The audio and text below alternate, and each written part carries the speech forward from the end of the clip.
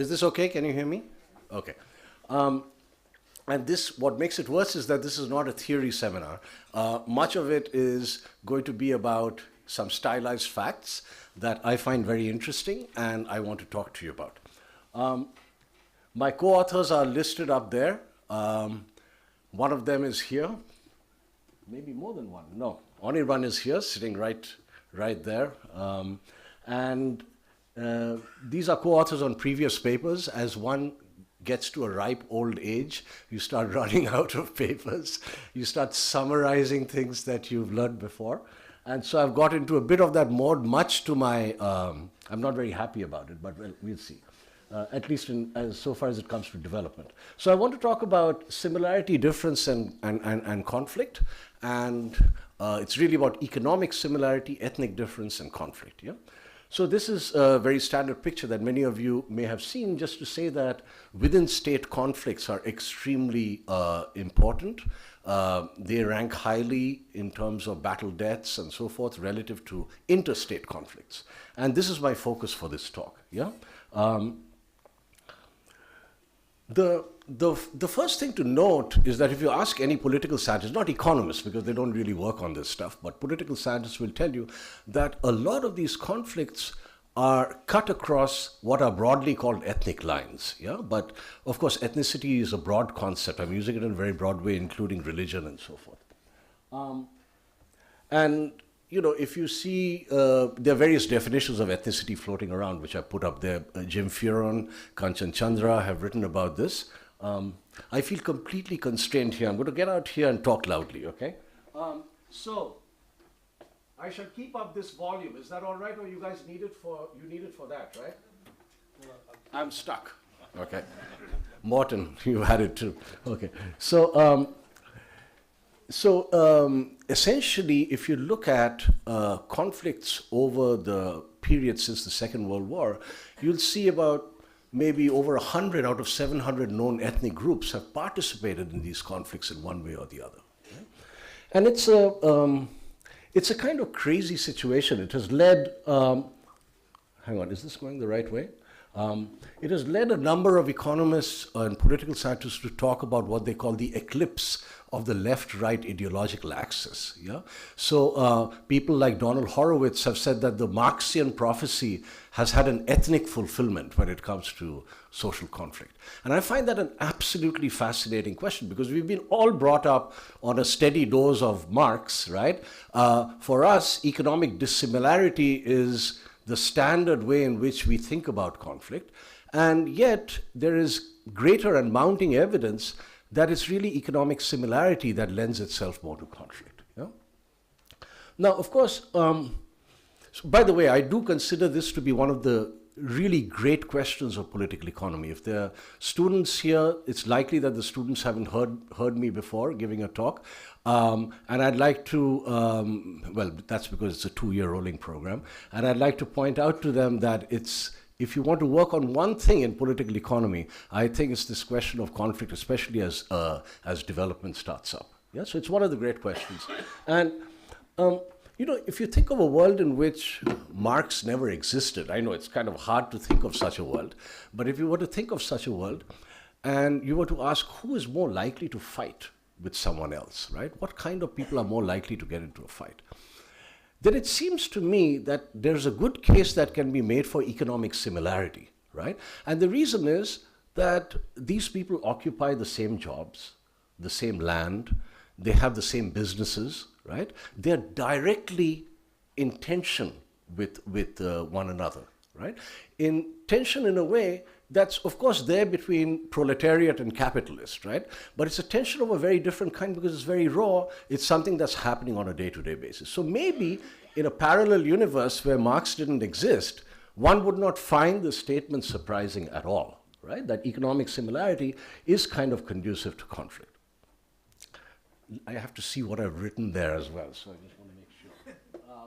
Yeah. So the conflict, as I've written up there, is often over directly contested resources. Of course, there are counterexamples to that. It's not that class violence doesn't exist at all, but definitely there is a sense in which conflict is often over directly contested resources. Now, one implication of direct contestation. So imagine all of you guys are working in a particular sector, in a textile factory, right? And you want to directly contest it. One way, of course, is to flail out completely wildly and try and knock over the person to the right of you or to the left of you, depending on perhaps on your political beliefs, right? And it would be a free-for-all in that case, right? But you can easily see there's room here for a political entrepreneur, right? To say, these are natives, those guys are immigrants. So these guys are Muslims, those guys are Hindus, right? So there's room here to use an ethnic marker to differentiate between groups of economically similar people. Right? That can make a lot of sense. And that actually solves a coordination problem in some sense. Now, when you step back and look at all of this, you will see, let's say, Hindus and Muslims, economically similar, fighting with one another. And this might easily lead observers like Samuel Huntington or Bernard Lewis to say that this sort of conflict is a clash of civilizations, right? This is the term used by Huntington. That is something primordial about these conflicts. After all, these guys are the same economically. It's just that they have different, castes or religions.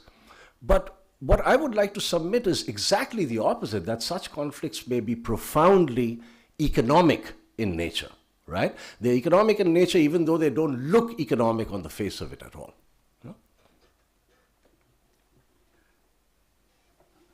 Okay, so I want to talk, let me see if I can move even more here to the right. Okay, good.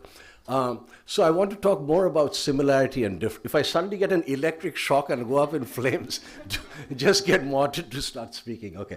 I want to talk about various aspects of similarity and difference. Okay, so one is something that I've just told you about, which is the notion of immediacy of gains, right? There's something about raw exclusion that makes it much more direct than designing a progressive income taxation, which has to be convex enough to transfer resources from up there to down there, okay? There's something direct and immediate about it.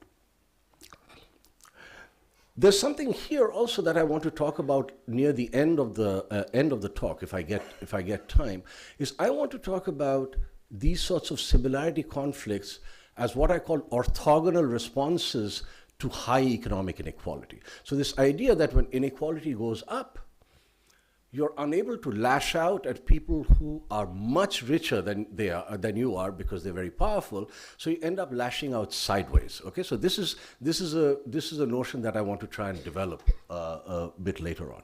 Okay.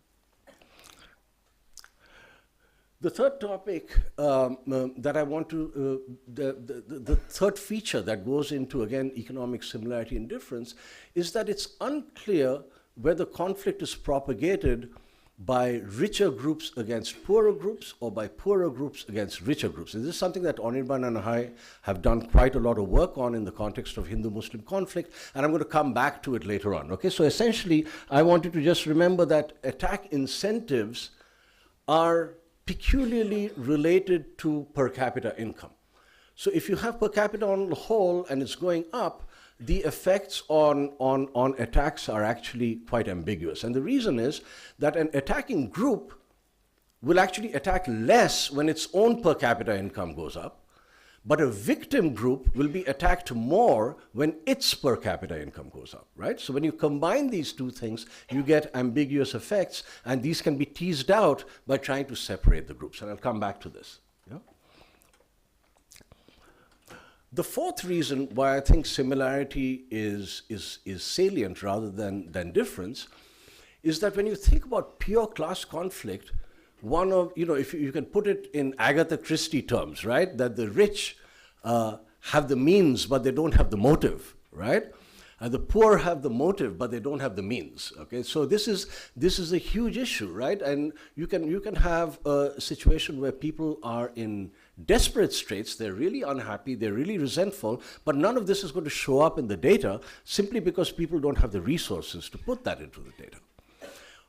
On the other hand, if you look at the great wars of religion, we're going to talk about Hindu-Muslim conflict in a bit, but if you even look at the Protestant-Catholic wars, right, that took place centuries ago, in these situations, there is this unholy, if you, I don't know why I'm using that word in the context of religion, but in any case, an unholy synergy, right, between finance and bodies if you have inequality. Because if you have a high amount of inequality, then people who are at the top don't want to provide their labor into conflict, but they're happy to provide money. And people at the bottom don't want to provide their finances into conflict, but they're happy to provide their labor because the opportunity cost of labor is low, right? So within group inequality can actually be very conflictual. And this is an argument that I've made in some of my previous work, but also you can see it in the data. There's a very nice paper by John Huber and Laura Mayoral, which I think I've referred to up there, which talks about this issue. And finally, there is this theme which I would love to develop in more detail, and it's particularly relevant for India, I think, is that, you know, a post-colonial state like the kind that India is, right, inherits a certain kind of fiscal capability, right? It inherits, for example, in our case, we inherited British fiscal capability, right, which is highly focused on warding off conflict, which is vertical rather than horizontal, right? So we know a lot about progressive taxation. We've talked at least a lot about land reform, right? We have notions of how to deal with conflict across unequals, right? But in India, we are subject to so many different kinds of forces under different markers, right?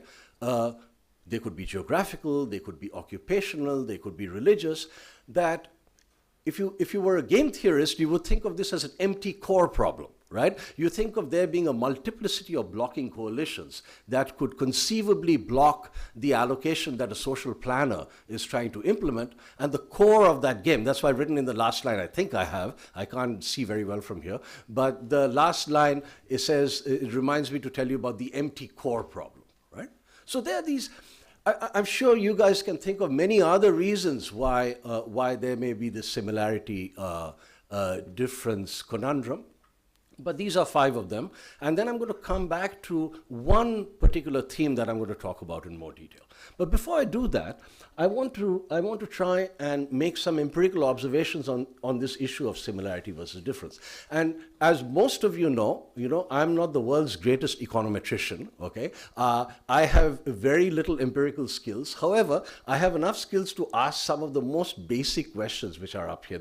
These are not rocket science questions, okay? These are questions that will come up to you as soon as you start thinking about these issues, okay? So the first observation is that, if there's this survey I think I referred to by Lickbach. It's a slightly gossipy survey because he says some of the papers there are best forgotten, right? Which I think is a bit gossipy. But in any case, the main takeaway from that survey is that there's very little evidence that links economic inequality with conflict, okay? And when I first read that, because I'd been brought up on also a diet of Sen's book, or that lovely book on economic inequality, which starts by saying that there is a close connection between inequality and rebellion. And here's a survey telling us that there is no connection between inequality and rebellion. So I said, man, I've got to be able to learn to run one of these regressions on my own, just to see, right? So this is done with the wider inequality data, which is, not great. Cross-sectional regressions, even I know that they're not great, okay?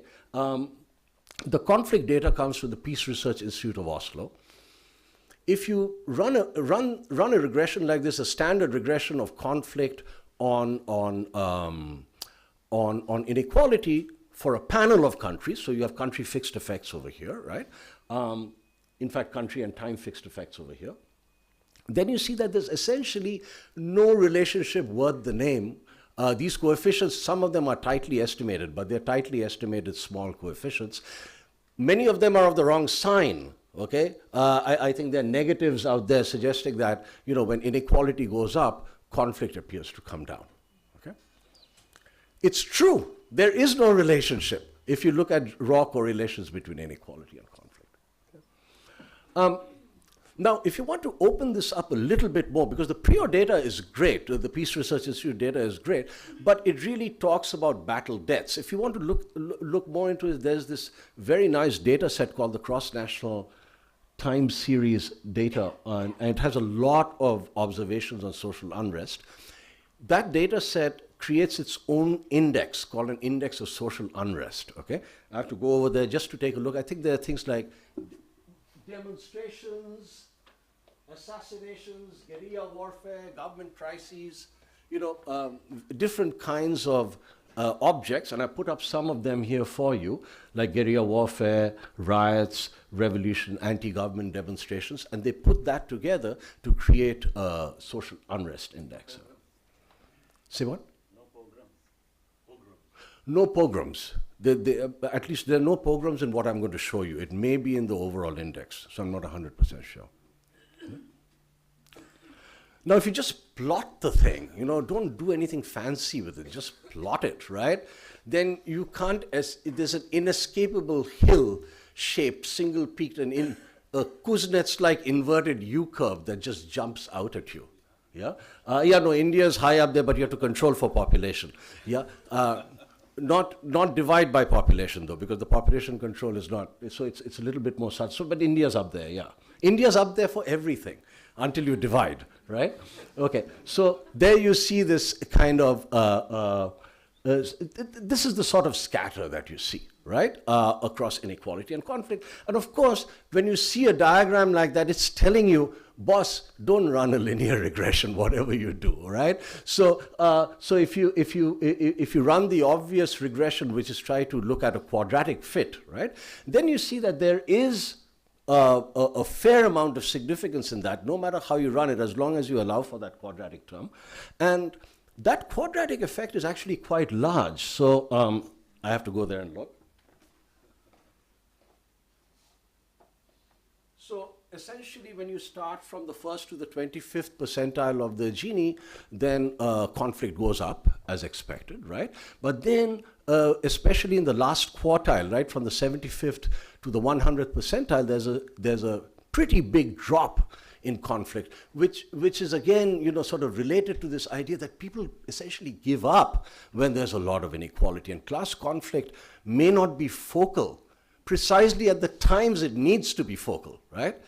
So this is one theme that comes out of, and then if you plot some of this stuff, so that's how the social, if you non-parametrically run some reasonable polynomial through the social unrest data, that's what it looks like. But what's more important, since it's an index, if you open it up and look at some of those components, we don't have programs in there, I'm not sure whether it's there, you see more or less the same sort of feature that's repeated, right? That conflict tends to kind of go up and come down with inequality.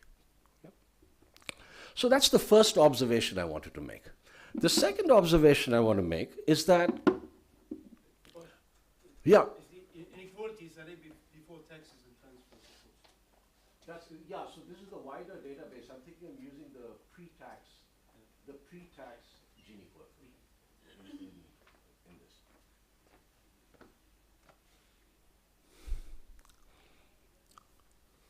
What's this double quotation? Oh yeah, okay. So this is a, so the second observation I want to make is for some of you, probably you know about my much earlier work on ethnic diversity and conflict.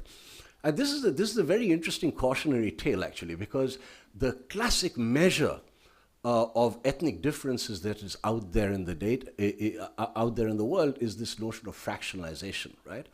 And here is a very famous social scientist telling you not to use fractionalization. And yet people, of course, have used it.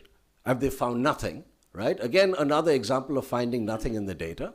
But this time I'm going to show you that if you use the right measure, you see a very strong relationship between ethnic differences and conflict. So what do I want to do with these first two observations? The first observation tells you that there's no obvious relationship between inequality and conflict.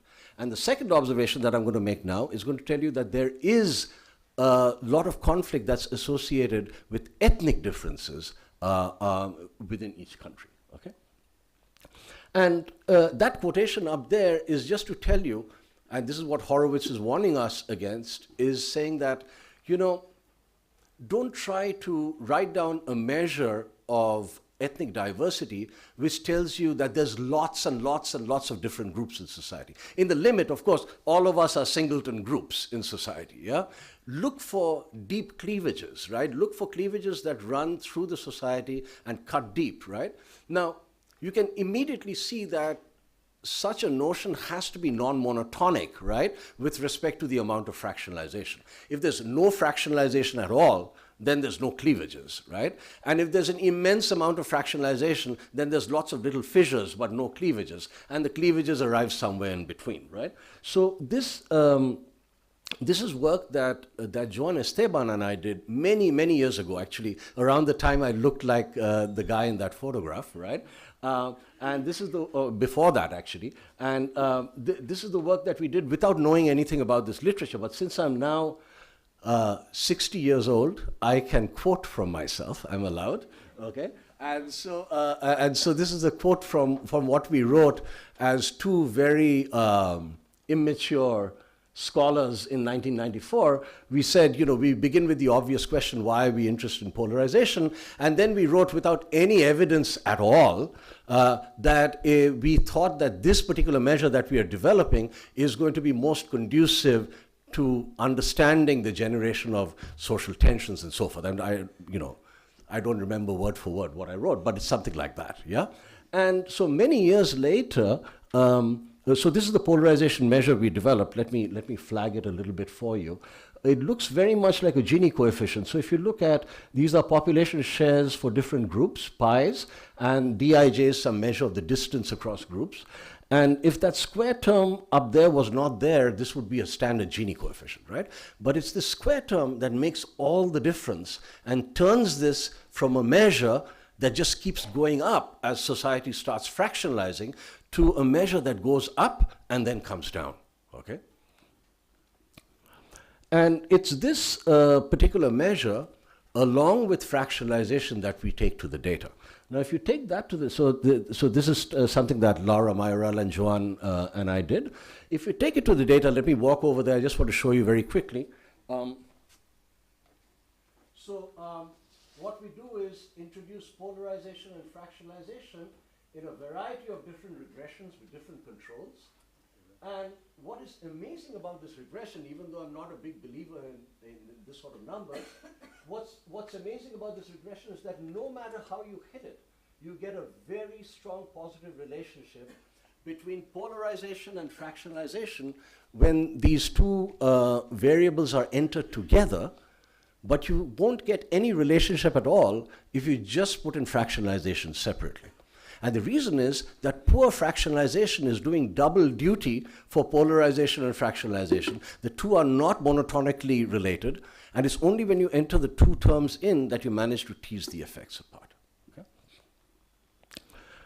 And again, the effects are big. I don't know exactly what I've got up there, but it tells you that moving polarization, I think, from the 20th to the 80th percentile doubles the probability of conflict. And the same is true if you held polarization constant and move fractionalization.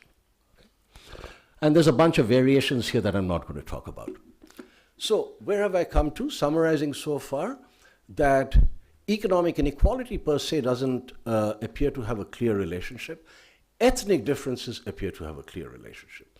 The third observation which I want to talk about, and this is joint work with Anirban. We wrote a paper some years ago, in 2014, I think we published it, right? And then we revisited that with the help of data that Lakshmi, Lakshmi is here, no? There's Lakshmi. Lakshmi Iyer has updated from Vashni and Wilkinson's work on religious conflict.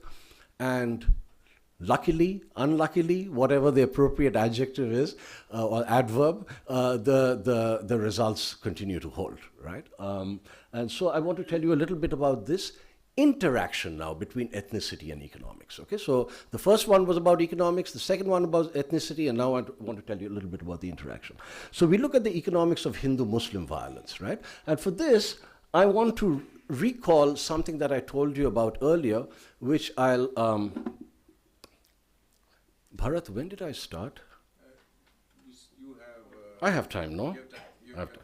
You have 1.5 now. Oh, excellent. Okay. So Okay. So I want to tell you, a little bit, because the reason I wanted to digress slightly is to tell you about a wonderful paper by Juan Vargas and Oendrila Dube, right? Oendrila Dube and Juan Vargas. I should get alphabetical order right? Okay. So this paper is about two kinds of resource shocks in Colombia, right? And the first shock is an oil shock. The second shock is a coffee shock. In both cases, these are resources that Colombia exports.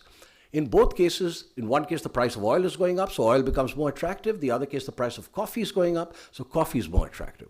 What they show is that violence comes down when coffee prices go up, but violence goes up when oil prices go up. Okay, and this is a very interesting dichotomy, right? And the argument that they give is what one might call, or the argument that several of us has given, but they kind of brought it out in this beautiful paper, is to show that there are two kinds of effects. There's a grabbing effect, and there's an opportunity cost effect. So what's the grabbing effect? When the oil price goes up, the coffers of the municipalities now have much more oil revenues. There's an incentive to grab those revenues.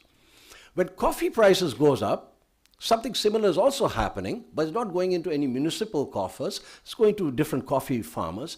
But more importantly, the price of labor goes up. Okay, the demand for labor goes up, and as a result, the opportunity cost for engaging in conflict goes up. Right? So there are these two effects, and the opportunity cost effect brings conflict down, and the grabbing effect brings conflict up, and this is exemplified in the resources oil and coffee. Right? So Anirban and I have a very similar idea here, which is to think of two groups. One is a victim group, one is an attacking group, an aggressor group. Of course, neither group is an aggressor group or a victim group, but just think about that for a second, okay? And now imagine that the victim group's resources goes up. That's like oil, you want to grab it. Think of an aggressor group's income going up. That's like coffee. The opportunity cost has gone up, you want to do less of it. Now, of course, if you look at Hindus and Muslims, we can't brand ex ante any one of these groups as aggressors and any one of these groups as victims. So the reality of this is obviously much more complex. There's elements, both groups are schizophrenic, if you like, right? And there are elements of aggressor and victim in both of these groups. But we wanted to see if there was an asymmetric response to violence coming from Muslim incomes going up versus Hindu incomes going up, okay? Much in the spirit of what Dube and Vargas try to do, right? Okay, so I wanted to tell you this is something that I didn't know quite, maybe Anirban knew about this more than I did. But Hindus and Muslims are not that different in terms of their per capita income. So let me just show you quickly here. There are 3 years that I put up here, 83, 87, 93. This is the ratio of Hindu to Muslim. Actually, these are not incomes. This is from the National Sample Survey, okay? But nevertheless, these are Hindu-Muslim expenditure ratios over different states. And you see that, a number greater than 1 would mean that Hindus are richer. A number smaller than 1 would mean that Muslims are richer. The numbers are all over the place, yeah? So these are roughly similar groups that we are talking about in economic terms. There's also a wonderful ethnographic literature that I wish I had time to go into, but the guy whose writings I like the best here is someone who died a few years ago. His name is Asgar Ali Engineer, right? A wonderful writer who wrote a lot on the commercial aspects of violence, yeah? And basically documenting again and again that when one of these religious groups, typically, unfortunately in India, it's the Muslim groups because they're a minority. Once they enter a new sector, there's reprisals that's visited on them by Hindu groups, right? And of course, we all know that in India, this has been a severe and continues to be an increasingly severe problem, right? I'm sure that in Pakistan or Bangladesh, one might find opposite effects. I don't know, okay? I'm just talking about what I do know. This is one quote from Engineer about, I think this is about the Meerut riots. Yeah, so this is about the Meerut riots, where he talks about the ferocity with which Muslim establishments were attacked, right, by Hindu small business interests. Now, this is a great literature, but if you look at the ethnography of it, then people are kind of quiet because this is a point where you really need some basic econometrics at hand, right? Because here's the kind of summary. So this is two great writers on observers of Indian conflict. There's Horowitz, who's more general, and then there's Steve Wilkinson. And here's Steve Wilkinson. You can read the quotation that there is really no evidence that Hindu business interests are fomenting violence in order to further their commercial interests, right? And then you have a similar quotation from Horowitz saying, well, basically hedging one's bets, saying, well, we don't have any proof or disproof. It's possible, but we don't know. Okay? So this is the context in which, when Anirban was a graduate student at NYU, which for the benefit of the students here happens to be a pretty good department, right? When Anirban was a graduate student there, we decided to actually look at this, yeah? And so we put together the data on, so this is a mix of what we did recently and years ago. So this is the Varshini Wilkinson data. Unfortunately, the government of India does not publish data on religious violence. And this is the data that we extended for 4 more years, Anirban and I, up to 2000. And then Lakshmi and her co-authors, Sonia, right? Sonia Bhalotra and you, yeah? They extended it all the way up to 2010. And helped us with the data, and so that allowed us to have actually a 5-period panel. So what's the panel that we're looking at? Well, we're looking at regions of India, 55 regions of India. And the idea is this, that we want to look at income changes in Hindu incomes or Muslim incomes, and then, or maybe the ratio of these incomes, and then we want to look at what happens to conflict in the next 5 years in that region across Hindu and Muslim groups. Okay? So I'm going to show you a picture. I'm going to show you 2 pictures, okay?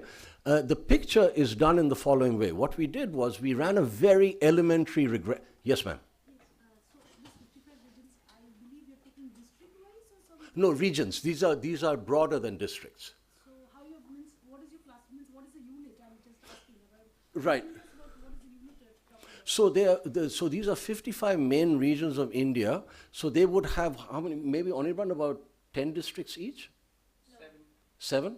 Yeah. Less than 10. Oh.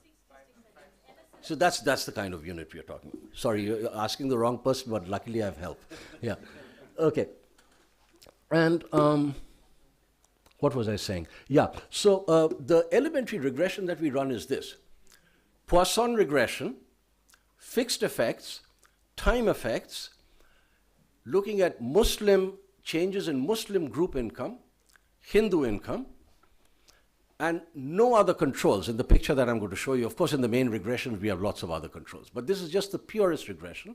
And then I'm going to just show you what the projections of these regressions look like on changes in Muslim income and changes in Hindu income, right? So this is the diagram that I have for you. On the horizontal axis is going to be some measure, so from the NSS, so this is Muslim expenditure. And on the vertical axis, we have casualties, which is defined as the number of people killed and injured in the Varshini Wilkinson data set for a particular region. And what I'm going to draw for you are 55 lines. Each of those 55 lines represents a region of India. Each of the lines in that picture has 5 dots. They connect 5 dots, which correspond to our 5 observations. Okay? And remember what Dubé and Vargas said, and keep that in mind, and let's examine the picture by looking at the way these lines join the dots. So I just want to show you the raw data as best as I can. Yeah? That's what it looks like for Muslim incomes. Okay?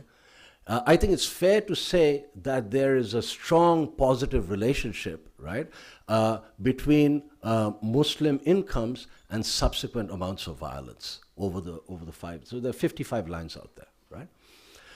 Now, this is what happens when you look at Hindu incomes, okay? The lines slope very strongly downward. Now, Anirban and I got into a little bit of trouble because we went out on a limb and tried to argue that this is evidence, okay, that on the whole, even though each group has elements of aggressors and victims in them, but if you believe the theory, okay, which you may not believe, okay, I don't care if you don't believe it, but the diagram still works. But if you believe the theory, it suggests that Hindus have been the aggressors on average in Hindu-Muslim violence over this period, okay? I'll get to, I see you. But that's not what I want to focus on for this talk. If I was giving that talk, we would have a big song and dance over that. But what I do want to focus on you is that the groups are similar, but nevertheless, there's a very strong economic component. We might think of other explanations for these two sets of what I would call intriguing diagrams, right? But the fact that there is a connection between these is indubitable. Yeah? Yeah, go ahead. Just quick to comment. Sure. Like, I guess this is the NSS region, and which is for 5 consecutive NSS periods. They're not consecutive rounds. We took the thick rounds. Yeah. Right, Oliver? Yes, but the regions has different weight in different rounds. So if you use the region as a unit, as she is asking, like Right. I mean, you are trying to pose it as a region level panel data. But the two things is need to consider. One is this region's weight keeps changing from thick round to thick round. So therefore the unit doesn't remain same as and another is even within a region that is not a representative even at the region's level as well. So that's 2 point. That's fair. And Oliver, if you want, you can add something to this. But we are aggregating up from the NSS district level data. We are aggregating up the outcome variable to the regional level, right? Oliver, is this correct? You want to add something to this? Nobody in the other room can hear you. Use that. Sorry about the other room, guys. I'm here. Okay. So what we do is, you're right, so we take the multiplier weight on the household so that we get at least a representative figure for the Hindus at the estimate for the Hindus and the Muslims at the regional level, and then we don't weight the regions. You're right. One could do a weighted thing, but my perception is, you know, Weight changes very random, and unless you discount or normalize the weight in a different. so we do use the multiplier weights for the households individually to get the aggregates. I think that might. No, it's fine. You know, I mean, it's okay. I have some time. Because I think it's an important. Say again. The other room can't hear them either. Oh, that I cannot control. I'm here, stationed. Huh? Shall I carry on? I'm told to ignore you. Okay, No, I will go just ahead. still pose my question. Maybe you will answer it. Of on the course. go. So, what my question at this moment is like. There is 2 ethnic conflicts which comes into my mind. One is like the ethnic conflict which happened in Assam long time back between the Bengali groups only, which are native, Assamese and the people who were from West Bengal or Bangladesh, they settled. So there was a conflict. That is not Hindu-Muslim, but there was that conflict. Sure. How do you interpret that first? And So, recently, sorry, hold on. What do you mean? How do I means interpret how you're it? I haven't putting even that. talking Means, about I'm that. saying, I'm trying to say, how do you, in this, this conflict thing. I do it the and- same way. No, because that is not across, I'm saying Hindu and Muslim. That is across Sure. among the Hindus per Sure, se. That sure, is what I'm sure. trying to say. How then, under what theory or what, how will that Same can be- theory, same theory. So for example, at the Delhi School of Economics, there's a master's thesis, very nice thesis, on caste conflict, which replicates the work Anirban and I did for cross-caste. They're all Hindus. So, And you get the same kind of and results. another thing which recently happened in Gujarat, like, where Now the I'm immigrant going to labor- cut you off because I don't want to go talking about... No, I'm not talking about that. okay. And again, the conflict. But Okay. I agree with you regarding the economic point. My take was like it's purely from economic incentive. Like the Right. people who are losing their jobs, they have this opportunity Correct, cost. That's correct. what was.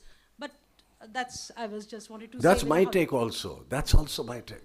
That's what I'm trying to say, is that that it's economic similarity, and then when people are losing their jobs or gaining something, then they tend to lash out, across similar groups. And as I've written somewhere here, the parallels with Trump's America are unsettling. What has happened in India, especially over the last few years, but I don't want to get into a big political debate at the moment. Let me continue here, and I'll come back. This, by the way, is just the regression version. I'll leave it out. Yeah, I'll leave it out for now. Okay. And then again, there's a whole bunch of other variations. Okay. So, what I want to do now for the rest of the talk is, so I think I've laid out some case, not a fantastic case, but a pretty okay case for the fact that there is something going on with this economic similarity thing, and that it may be exacerbated or changed by economic factors, but it's not a simple question of just looking at inequality and conflict, okay? So now, as you might imagine, now we are going to go into more speculative territory. One can deploy a number of different factors to try and understand these phenomena. And it would be absolutely crazy to suggest that any one of these factors will explain all of these things. Yeah? It would be silly to do that. But what I do want to do is I want to focus on something which I feel may be important, and I haven't talked about that so far in the talk. And I want to talk about these issues as having to do with a failure of aspirations, okay? And I want to talk a little bit more about this. I want to do a little bit of theory around it, okay? So the way I've thought about aspirational failure is exactly as it is in this diagram. The numbers that you have there, I call it the development treadmill, the numbers that you have there are doubling times for per capita income for different countries, right? Going back to the world leader, which was the Netherlands, right? And ending with a country that's completely on the frontier in terms of rates of growth. Maybe not in the last year or so, but generally, right? China, right? These doubling times have dramatically shortened, yeah?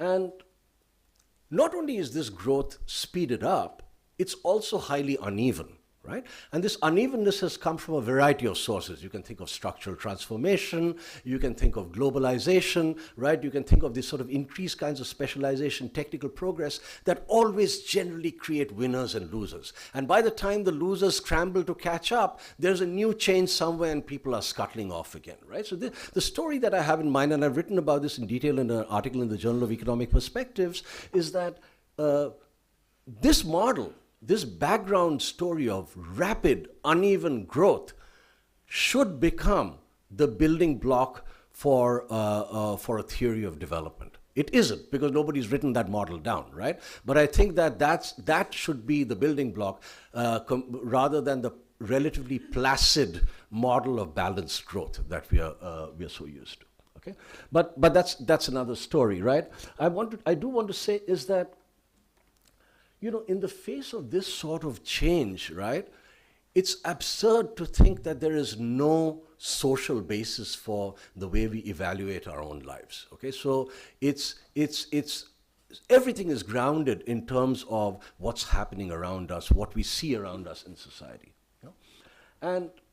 And it's unclear, even when everybody's growing, that people are all happy about it, right? I mean, it's unclear whether these sorts of heightened aspirations that we see around us lead to frustration or despair. And the classic quote I've put down is from Tocqueville, saying that the French found their own position all the more intolerable as it grew better, which of course may say something about the French, but I hope there are no, I'm just pulling your leg. If okay, and of course you hear stories, you guys all, many of you know about Hirschman's tunnel, the famous tunnel effect where you're stuck in a multi-lane highway, stuck, and then one lane starts to move. And the question that Hirschman asked, beautiful question, is do you feel good or bad about it? Right? Again, that's a beautiful question because it tells you that there is an inequality honeymoon, right? When the other lane starts to move, you think your turn is coming. But if that very same movement keeps continuing, then your attitude to that may completely reverse, right? So Hirschman's tunnel, Tocqueville's notion of, you know, all of these is related to the peculiar way in which we react to social changes. Yeah? And I've thought about this in some of my own work on aspirations, and of course, you know, once you open the door to putting in things in the utility function, then as Tom Sargent, my colleague, would say, then a whole host of free parameters come jumping in, right? And you have to shut the door just like before the mosquitoes get into the mosquito net, right? So you have to put some discipline on what you allow for in this story. So the discipline that I'm trying to put into this story is this idea that your own per capita income, let's call that Y, actually it's a vector, it may be not just income but many things, and the distribution of that income around you in society, the two conspire to determine what I will call a vector of aspirations for yourself. Okay? Now, that function that I've written down is exogenous. That function itself may be endogenous, okay? But aspirations are not exogenous, right? Aspirations are endogenously changing with what you see around you and what your own per capita income is. And then the way I want to think of payoffs in this context is that you get a very standard utility kick from consumption. You can see that, U of C. Then you invest and you produce outcomes Z, or Z, sorry, for the next period, and you get a very standard utility kick from that. But then there's this third term which I put in, and this is what I want to focus on. And this term only lights up when you generate an outcome that surpasses your aspirations, okay? And that's what I've written in this line over here, right?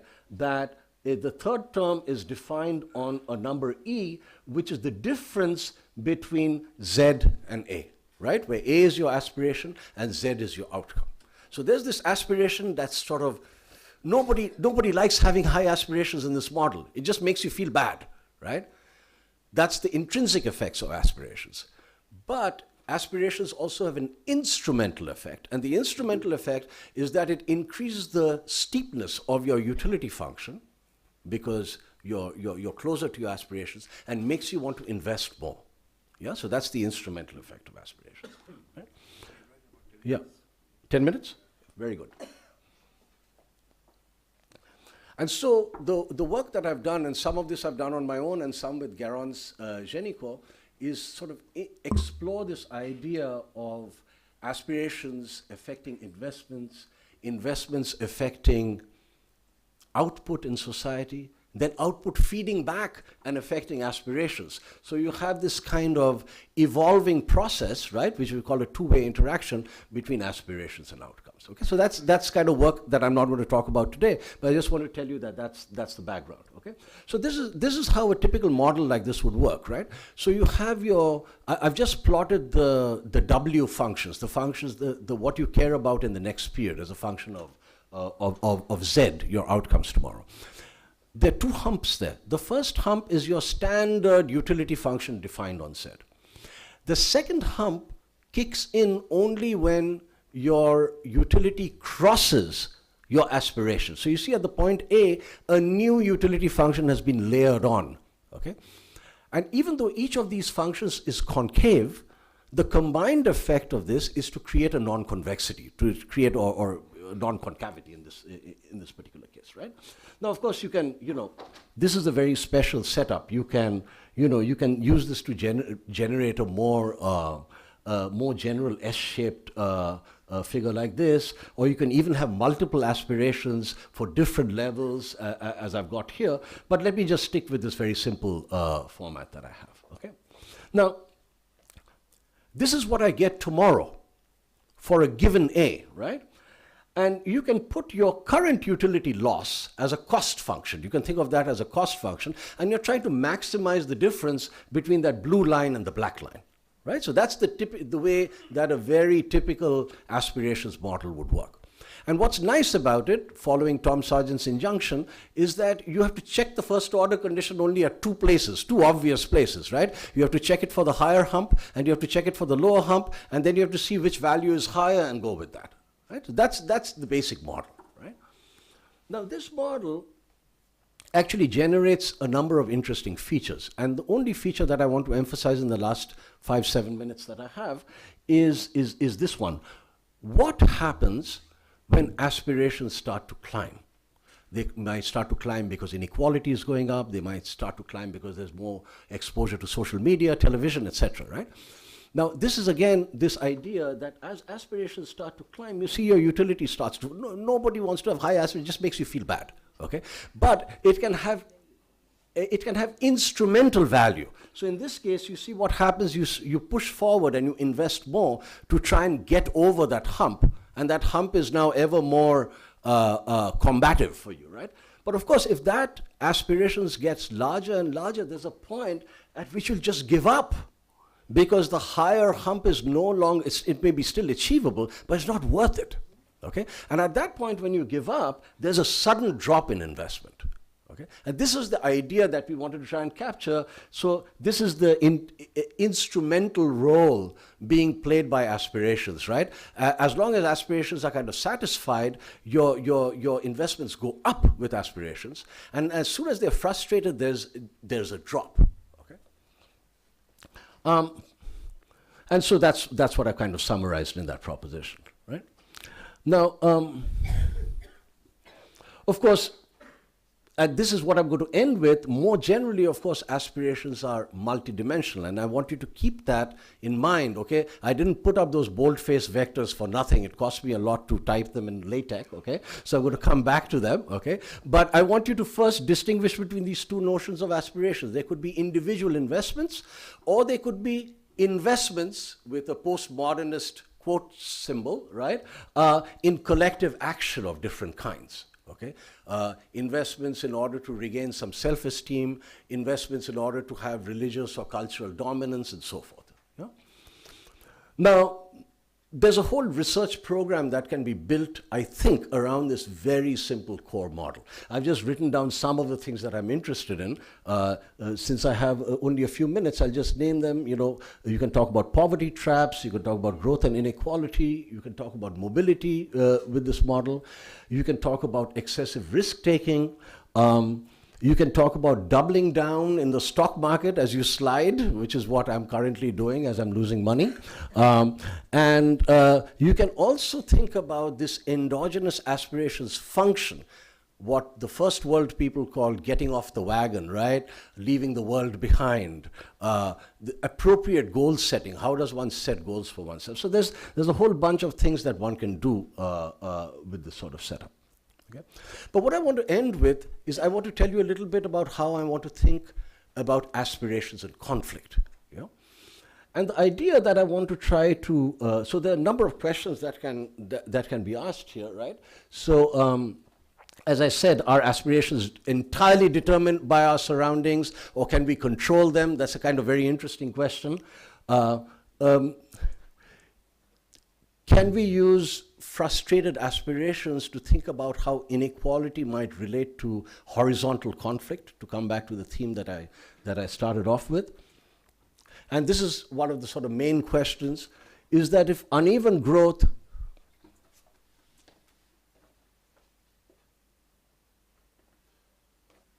So if uneven growth leads to so much inequality that we can't directly attack the people on the other side of the aisle, the ones that we really are frustrated about, might we lash out sideways? Can we use this model to generate what I called earlier orthogonal responses to inequality, right? And finally, can these features be actually cynically exploited by a political leader? Okay, so this is the sort of questions I want to try and answer with this model of aspirations and conflict. Okay, now I don't have much to say about it, and also Bharat, do I have 5 minutes or 2 minutes? 2 minutes. Okay, very good. So I want to try and generate this idea of scapegoating. Okay, and here's what I want to tell you. Let me very quickly go into. Let me quickly go to that last diagram. Okay. So what I want to tell you is the following. Imagine a model in which everything is concave, right? So there's no hump that is created by the aspirational effect. And in that model, imagine that you increase aspirations. When you do that, the marginal return to investment will always go up. When the marginal return to investment always goes up, higher and higher inequality will just keep on pulling you to work much like a hamster, right, on a treadmill, right? It'll just keep on making you work harder and harder, pulling resources from all other directions just in the service of individual improvement. In the model that I have, that I just showed you, in this non-concave model, there's a point after which you give up. And when you give up, for a while, some resources are actually freed. And when those resources are freed, they're optimally deployed sideways. Okay, so you could think of a two-dimensional model of aspirations. Along one dimension, you're getting frustrated. You might deploy them along a second dimension. Okay, and this is the idea that I want to capture here. You see, for very rich people who have a lot of resources to spare, they can put money into the second dimension of their aspirations. Think of that as cultural dominance or religious dominance, right? And of course, the money that they can spare comes down as they become poorer. But when they become very poor, not very poor, but the point at which their aspirations get frustrated, their personal investments drop. And therefore, their investments along the second dimension jump up. Okay? So you get this feature where you have both very relatively poor people and relatively rich people putting money into the second dimension of aspirations fulfillment, which might have something to do with religious dominance or cultural dominance, things that give you some measure of self-esteem in very difficult economic times. Okay? So that's the kind of idea. I'm out of time now, so I'll stop there. But let me, in fact, let me go ahead and summarize. I did want to talk a little bit about this, but I think I'm out of time here. So let me summarize. I've tried to talk about three kinds of related empirical observations, and this has to do with the nonlinearity of the inequality conflict relationship, the importance, the salience of ethnic conflict, and finally this economics ethnicity interaction. And then I've tried to tell you a little bit, just the beginnings of a starting point, right, about how to think about aspirations and conflict. And the whole idea is that the non-convexity that's induced by an aspirations model might give you this sort of sideways deployment of resources when inequality gets very high. Okay? I'm not a policy guy, but I put these things up because I think the policy implications of this stuff is fascinating, right? All of which are kind of weird. For example, what are we going to do if aspirations create these sort of problems? Are we going to segregate people? Obviously not. But this is just to tell you why the policy implications of these sorts of questions are important, okay? I don't have time to talk about this. And finally, maybe if we have a couple of questions in discussion, I leave it to you to see if any of this is potentially applicable to the Indian context, especially in the last few years. Okay, I'm done.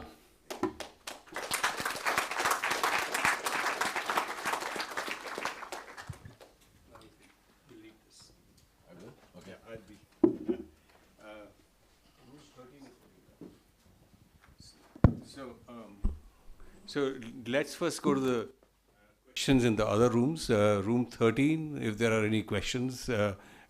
We will come back to this hall after we take the questions there.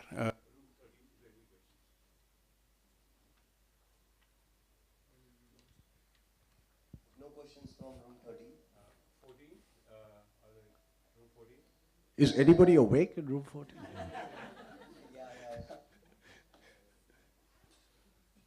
Hello? No questions from room 13. 14, room 14. Any questions from room 14? Can I add, I've never been able to generate questions from rooms 13 and 14. Okay, while we wait for questions. You addressed this earlier, but it seems since you're dealing with two aspects of aspirations, the individual aspiration for one's personal success versus, say, a status that you can get from belonging to a particular community or religious group,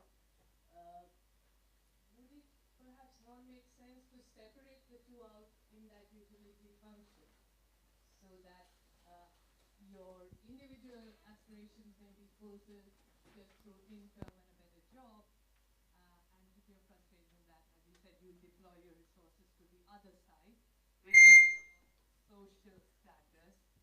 So instead of clubbing all of the aspirations together, if you want to try and see what you're saying, if people can't get a great job, they'll deploy resources to improve maybe their community standing, even poor people. So would it perhaps not be easier to separate them? Yeah, That was from room 14, was it? I was looking for a while as to who was talking. Okay, yeah, thank you for that question. And I'm really sorry, I rushed, I couldn't explain very clearly. Those aspirational levels are vectors, okay? So there's one aspiration for the individual achievement and another aspiration for the social achievement, exactly as you mentioned, okay? And we can discuss this in more detail, but that's exactly what happens. That's exactly what happens when there's a failure along one dimension. It's in the same model, but they are separated. Anybody else in room 14?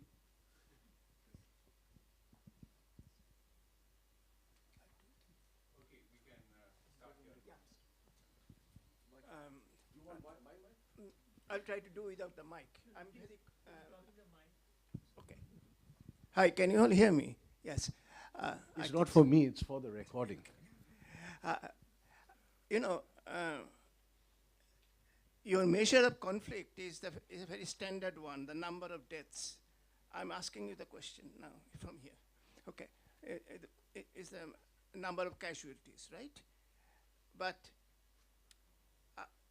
I have looked at some of the data myself. I know how hard it is to take into account property damage or damage to business.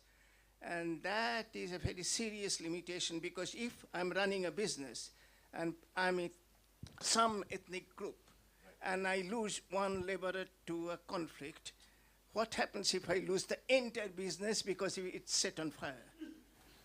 So, but I know that in terms of data, there are very, very serious challenges. But do you think that when we build those models and done those econometric tests, which I have done, very simple ones, more simple than probably yours, the conclusions we get can be very limiting due to the data limitations? Are you done? Yeah, I completely agree with you. And there's a small correction. It's true that for the Hindu-Muslim case, we look at casualties.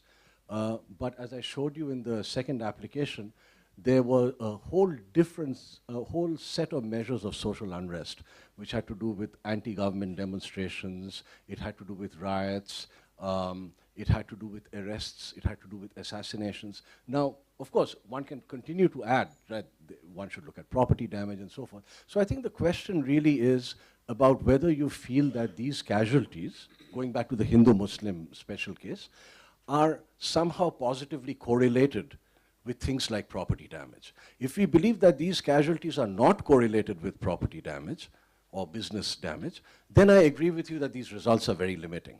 Yeah? But from all the, at least the available ethnographic evidence that we have, for example, there's a quotation by Steve Wilkinson which talks about the amount of property damages in different parts of India, right, due to violence. From all that I can see, there seems to be a positive correlation between the two. I agree with you, it is limiting, but since we're only looking at changes, rather, the levels are of no direct interest. It's the changes in the levels. And if the correlation is positive, then they will carry over. That's all I can say. But thanks for your question, yeah.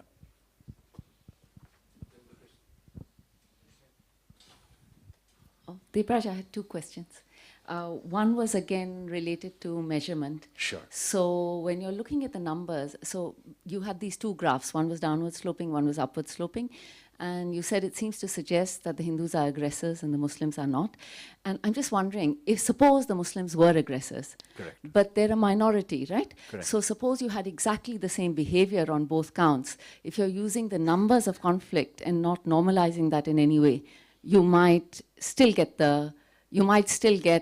low casualties with high Muslim numbers, even if the behavior was the same. Correct. So I'm just wondering whether I missed something. No, you didn't. But the casualty figures do not discriminate between Hindus and Muslims. I understand. It's a total casualty. I understand, but that's exactly the point. So if the Muslims are aggressors, then if the Hindus are aggressors and they're killing Muslims, then they're killing few Muslims, just because the Muslims are a minority.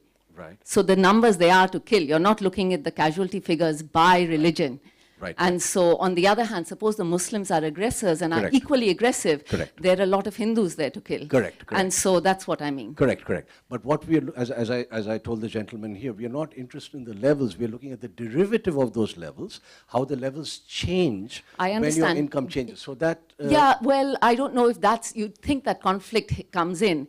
So when you're thinking about continuous relationships that are smooth, then of course you can look at a panel and you can say, let's look at the level. But you think that conflict hits. Suppose the only really important thing is, you know, a couple of points on that line. right. It's just a thought. You might want to not take the, it's not a continuous, we don't believe that conflict is a continuous model. Something happens at some point and then things kick in.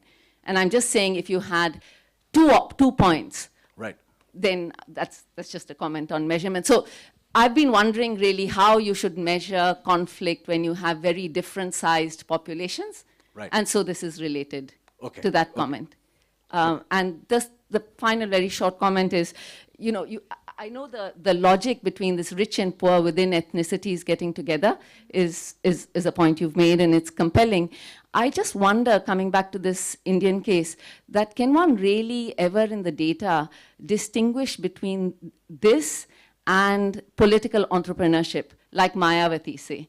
So in this case, I mean, what these regressions usually do is have inequality on the right-hand side, and then your measures which don't look at within ethnicity inequality, because we just don't have that kind of data.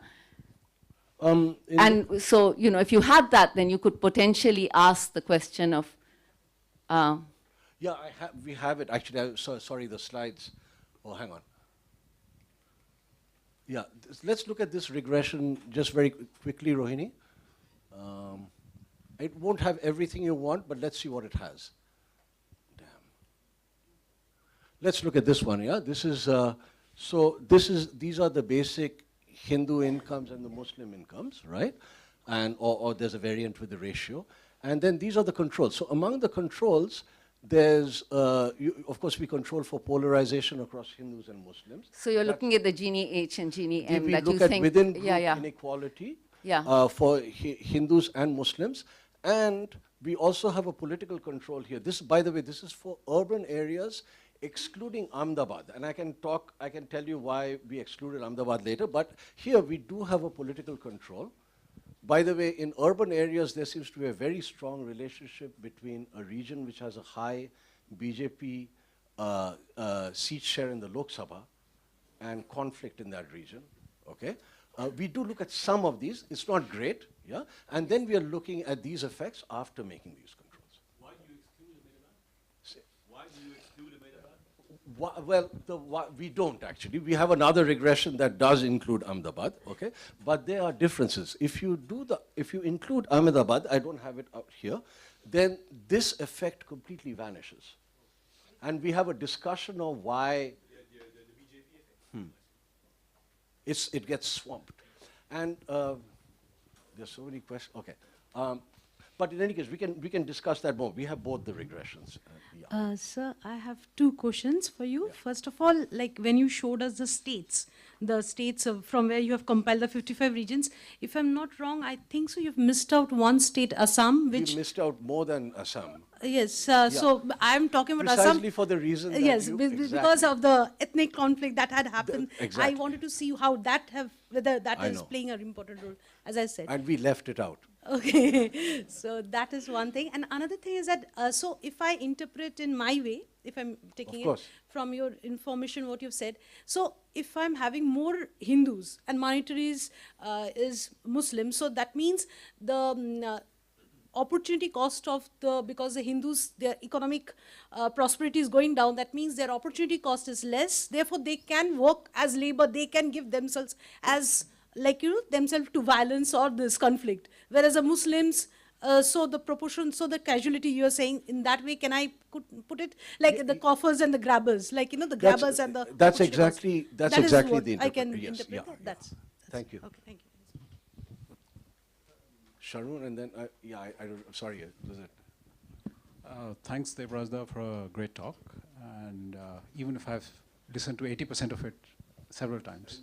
Yeah. but I was intrigued by the last portion which you were talking about. So I was, so this is about your notion of,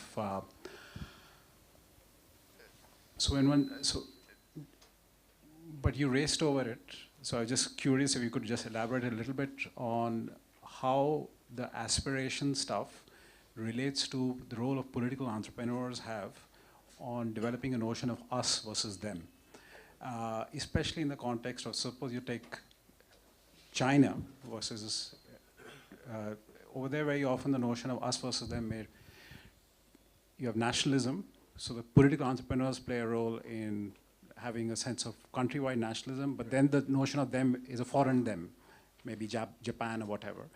In the Indian context, things are very different. So just to talk a little bit in the context of your model.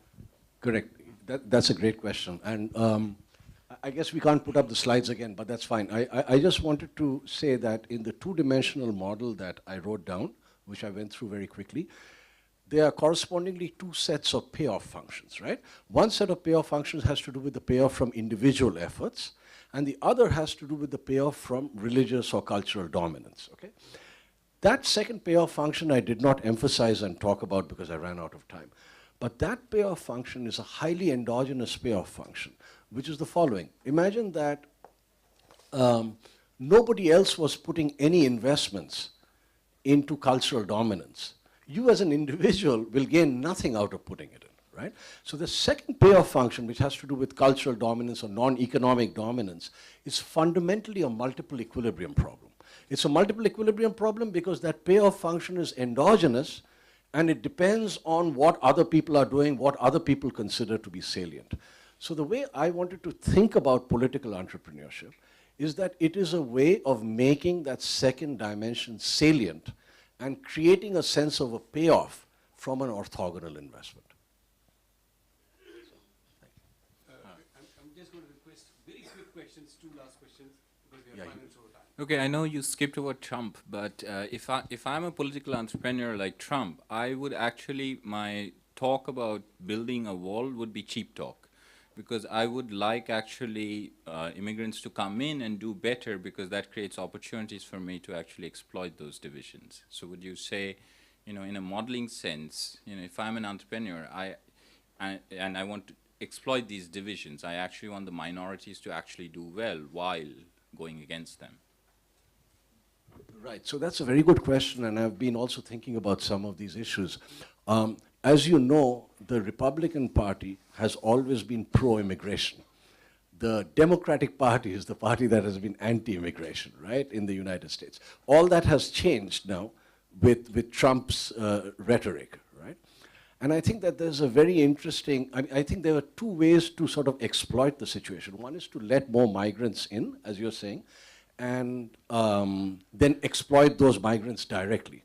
The other is to exploit strong sentiments of blue-collar workers against inequality, but redirect those sentiments elsewhere to anti-migrant actions, right?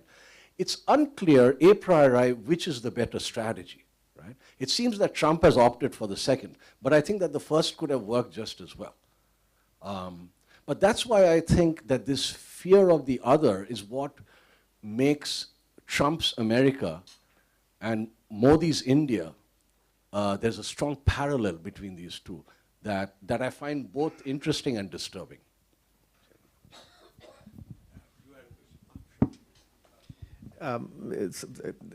You know, in the multidimensional version of the model, which if there's something, there's heterogeneity in religious identity, that Hindus are not all the same, Muslims are not all the same, right? So there's some sort of notion of inequality that you can derive from that, and I'm not clear what that is. But let's say it's an inequality of power within those divisions. Yeah, so there's one type of Muslim that gets salient, gets more powerful, one type of Hindu that gets more powerful. That dimension may work. The relationship with inequality in that dimension might work differently than the relationship with income inequality, right? Because if you want to be more powerful as a group, you will want people to be more homogeneous. So the Wahhabis come overtake of the Muslims, you know, the Hindutva types come overtake of the Hindus, and then that results in a greater potential for conflict. So I'm just sort of, the point I'm making is that inequality in different dimensions can work differently, but not in the model. And I don't know if I understood something about that. That's a very good point, and in fact, is this working? Can you hear me? Yeah. So it's a very good point, and it's exactly the kind of question that we are interested in. So the question is, what about economic difference versus ethnic difference, or within group difference, right? What you're talking about, the second kind of inequality. This model would predict that inequality within groups actually can be conflict enhancing, economic inequality, right? But what you want to have is cultural homogeneity within a group. So you actually have anti-inequality sentiments in groups when it comes to within group hierarchies. So for example, this sort of story would say, caste violence is very easy to generate in this model, okay? But it's very hard to generate economic violence against people who are richer than you, because what this model lives off is the synergy in that inequality. That's what I talked about, where the motive and the means story.